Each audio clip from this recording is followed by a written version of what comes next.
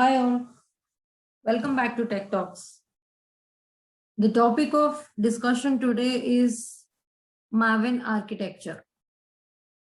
So we have discussed about different things. What is a build tool? Why do we need Maven? What is Maven and stuff? And today we get into the details of Maven architecture. So Maven in the context of project management. Maven is an advanced project management tool for Java software projects, which is based on project object model. Project object model is an XML file. We would discuss more about this because this is the heart of Maven. So it uses POM file to manage projects build, dependency, and documentation. So guys, we already discussed what dependencies are and how they replace the manual addition of the jar files to a project and other stuff. So the most powerful features of Maven are to download the project dependency libraries automatically and to create the right project structure. So moving on, this is the Maven architecture. So we have Maven, and then we have a local repository, we have a remote repository, and then there is a site. So guys, when it comes to Maven, project.xml, maven.xml, so this actually refers to project object model. So there is the build system. Now in this, if you look at what happens is in the pom.xml, this is where we add in all our plugins, the required plugins for the build. Then we also add all the dependencies. The dependencies are nothing but the jar files that we need for this project. So when we add these dependencies to pom.xml, and then when we do a run as Maven install, right? When we do this, what happens is this particular XML file will try to download the mentioned repositories from the remote repository. But before that, if this is entirely new project and this is the first time that you are doing a Maven install, it will download all your dependencies from the remote repository.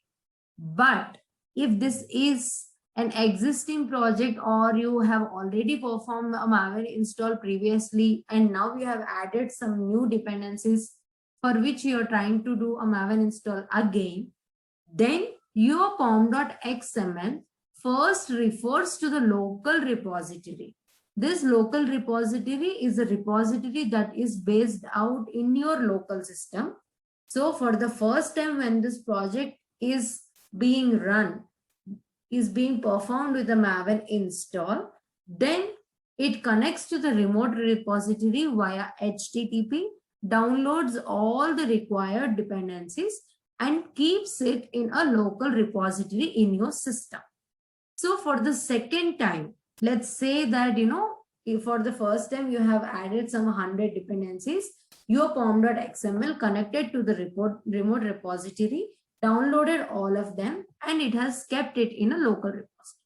So the next time when you are doing a Maven install, this time you have added 10 new dependencies along with the previous 100 dependencies.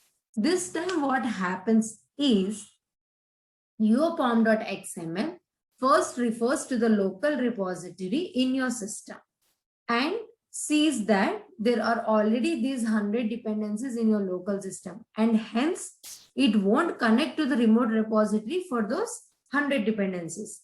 But it recognizes that the newly added 10 dependencies doesn't exist in the local repository, and hence your pom.xml connects to the remote repository via HTTP protocol and then downloads all these newly added 10 dependencies. So this is about the local repository and this is about the remote repository. And the location of this local repository will be declared as part of your settings.xml in Maven. We will talk more about this later in our later chapters. And this site is nothing but whenever you are trying to do, whenever you have the Maven here, and whenever you do a Maven install and then Maven deploy, there is a documentation that is being generated for your project that goes as part of this site. Moving on, we are going to talk about whatever we just discussed. We have Maven, and then this is the pom.xml, and then the Maven repository. So the Maven reads pom.xml, in which it has the dependencies declared, the plugins. It also has the lifecycle spaces and goals and the build profiles. We will talk more about all of these in our next chapters. So it reads the pom.xml, and when it reads the dependencies from the pom.xml, it goes to the Maven repository. Now, as we have discussed, Maven repository, we have two repositories. One is the remote repository and the other one is the local repository. Wherein in the local repository, you already have the previously downloaded jar, and hence it will not download it from the remote repository again. If there are any new dependencies added anytime, it connects to the remote repository via HTTP protocol and downloads them and saves them in your local repository. So this is what happens when the actual Maven works for your project.